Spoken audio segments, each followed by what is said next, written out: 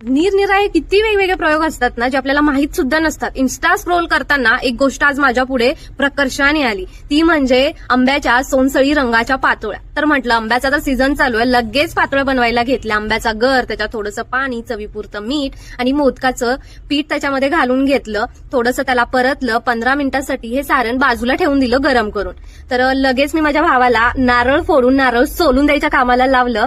तो हे नारळ सोलून झाल्यानंतर नारळाचा जो किस आहे तो सारणसाठी मी वापरणार आहे. इथे गुळ टाकायचा, तो जरासा पातळ करायचा आणि त्याच्यामध्ये लगेच हा नारळाचा किस टाकून घ्यायचा. लालसर कलर आल्यानंतर त्याच्यामध्ये जो आपला आंब्याचा रस आहे तो त्याच्यात टाकून द्यायचा. जे पीठ घेतलंय ते मस्त मऊ करून मर्दून घेतलं आणि सोनसळी रंग आलायच नाही ह्याला, म्हणूनच या पातोळ्यांना सोनसळी पातोळ्या असंही म्हटलं जातं.